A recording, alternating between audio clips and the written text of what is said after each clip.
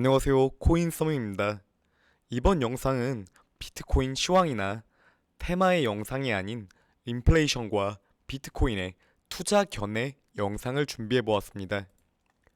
20년도 하반기부터 대상승장이 시작하며 코인 시장은 활황을 보여주었고, 주식 투자를 진행하시던 분들 역시 관심을 갖고 본격적으로 코인 열풍이 불기 시작했는데요. 이 불장 당시 많은 분들이 다수의 코인을 투자의 목적보다는 투기적으로 매입하기 시작하였고, 21년 4월부터 하락장으로 큰 고통 역시 맛보았고, 지난해 말 다시금 환호의 장이 열렸지만, 올해부터 인플레이션, 금리 인상과 우크라이나 침공, 현재는 경기 침체의 우려 확대까지 공포가 이어지고 있는 상황입니다. 주식시장과는 다르게 재무추이처럼 성장 모멘텀이나 안전성을 확인할 수 없고, 테마의 모멘텀과 기업 MOU 정도를 체크할 수밖에 없어 코인 시장을 부정적으로 보는 시선 역시 아직까지도 많이 존재하는데요.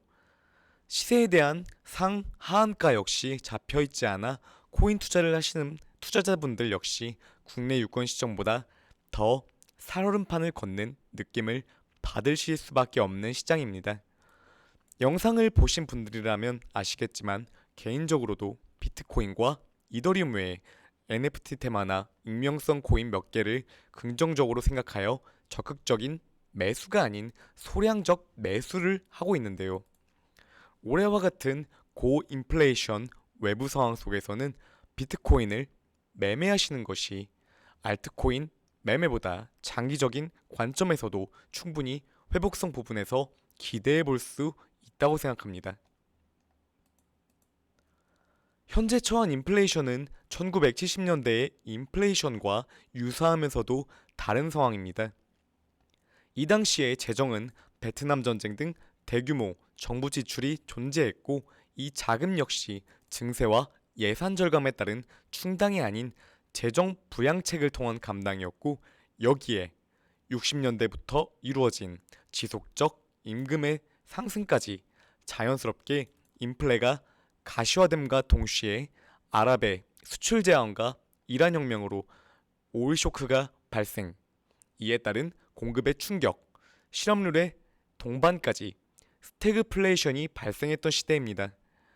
미 행정부는 고물가에도 침체와 실업률을 잡고자 중앙은행에 낮은 금리를 주문했지만, 물가와 침체, 결국적으로 둘 개 다 잡히지 못했고, 70년 말 폴 볼커를 의장으로 내세우며 금리를 최종 19%까지 인상하며 경기 침체를 감수하면서도 본격적 인플레이션 억제 조치를 뒤늦게 취하며 80년 정점 이후 축소되는 모습을 보였던 장기간 인플레이션의 시대입니다.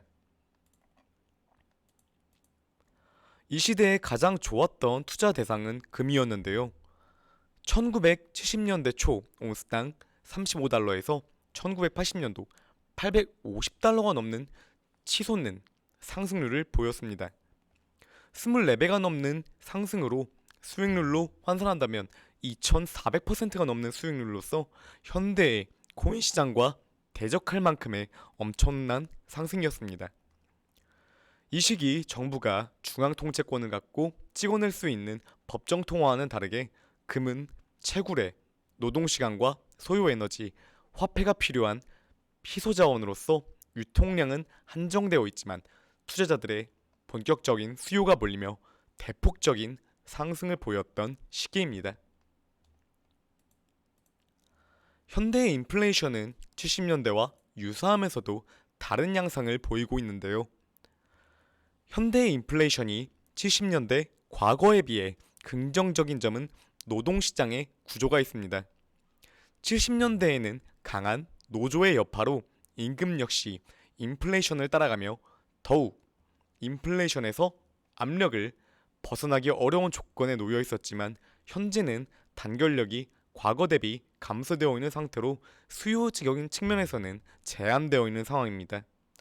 또한 강한 인구 증가가 있었던 베이비붐 세대 역시 은퇴가 이루어지고 있으며, 주 소비층은 1980년대 초반부터 출생한 밀레니얼 세대로 전환되는 시점으로 예상 소비량 역시 재정 위기와 코로나19 위기를 겪으며 약화된 모습을 보였고 아직까지 70년 당시 대비 최악의 상황은 점쳐지고 있지 않은 시점입니다. 다만 아직까지 인플레이션의 압력은 잡히지 않고 큰 원인이었던 코로나 초기인 20년 초반 금리 인하와 부양책인 화폐 유동성에 따른 비정상적인 증권 시장의 유입과 화폐 유동성으로 인한 수요 증가로 인한 반도체 공급 부족, 여기에 올해 발생한 우크라이나 침공에 따른 농산품 공급 부족까지 더해지며 인플레이션이 본격적으로 크게 발생하게 되었는데요. 지금 시점에서는 공급의 부족이 인플레이션을 잡기 어려운 가장 큰 요소입니다. 올해부터 연준은 인플레이션 압박에서 벗어나기 위한 강한 대응을 보이고 있는데요. 과거 70년대에 경기 침체를 우려하며 소극적인 물가 잡기에 실패했던 것을 보면 오히려 강하고 빠른 금리 인상이 올 상반기 투자자들에게 공포를 주었지만 인플레이션의 장기화를 막기 위한 올바른 스탠스를 취한 것은 분명하다고 볼 수가 있습니다. 경기 침체 우려가 과거처럼 다시금 수면 위로 조금씩 드러나고 있는 상태이지만 현재 파월 의장이나 옐런 장관의 입장인 침체 우려 부인은 이해가 되는 실정일 수밖에 없습니다. 그렇다면 과거 70년대 당시 금은 인플레이션 해지 수단으로 시세 대상승을 보였는데 디지털 금으로 명칭되는 비트코인은 인플레이션 시기에 부진한 모습을 왜 보여주고 있을까요? 첫 번째로 안전자산이라고 인식하기 이른 채굴 시기입니다. 익명의 개발자인 사토시 나카모토가 채굴을 처음 진행한 것이 2009년 1월 3일로 역사가 13년밖에 되지 않은 가상화폐 개념이기에 수천 년간 통화의 대체제로 쓰였던 금에 비해 그 안전성과 실효성에 대해 확립되기 매우 짧은 시간입니다. 당초 거래수단은 비트코인은 거래수단보다는 금과 같은 지정수단으로 개념이 출발했지만 비트코인의 초기에도 상대적으로 여유로운 밀레니얼 이전 세대들은 인플레이션이 도래시 비트코인을 해치 수단으로 인식하기보다는 금과 같은 안전 광물에 초점이 갈 수밖에 없는 것이죠. 두 번째로는 일본에 거점을 두고 있던 마운트 콕스사가 해킹되며 이 계기로 당시 4,600억 원 규모의 비트코인이 분실된 적이 있었으며 이 당시 1비트코인당 85만 원의 시세로 안전자산인 금에 비해 해킹 이슈까지 대폭적으로 노출되며 인식이 나락까지 갔던 상황을 초래했었습니다.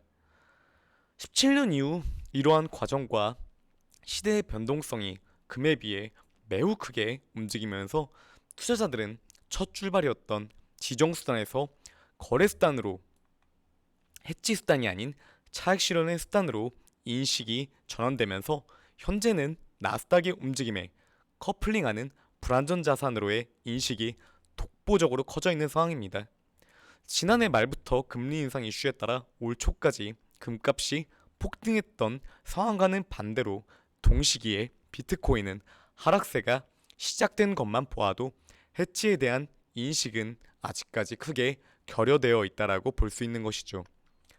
한정된 수량인 2100만 개라는 요소를 통해서만 비트코인을 디지털 금으로 여기기에는 외부 상황에 대한 변동이 너무나 강하고 실상 금으로 인식이 강해지기 위해서는 현재와 같은 폭락과 폭등을 장기간 수차례에 걸치면서 홀딩을 하는 투자자가 기하급수적으로 늘어야 하며 엘살바도르와 같이 실질적 가치수단이 부각되는 케이스가 다각화적으로 나와주어야 하기에 현재는 비트코인은 인플레이션의 해치 수단은 될 수 없다라고 감히 말씀드릴 수가 있습니다.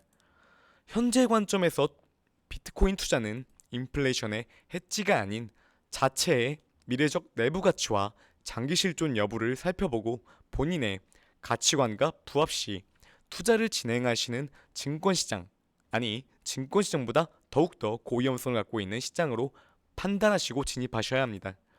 단순 호기심으로 무분별한 금액의 매수는 금과는 비교되지 못할 큰 가격의 유도성을 갖고 있기 때문에 외부 사항과 기술적 포인트를 늘 예의주시하고 설정하시면서 살펴봐야 할 고위험 자산이라고 생각하실 수 있습니다. 이번에는 인플레이션과 금, 비트코인에 대한 상관관계와 역사를 정리해보고자 영상을 찍게 되었습니다. 모쪼록 도움이 되는 영상이 되셨길 바라면서 영상은 여기에서 종료하겠습니다. 오늘도 시청해주셔서 감사드립니다.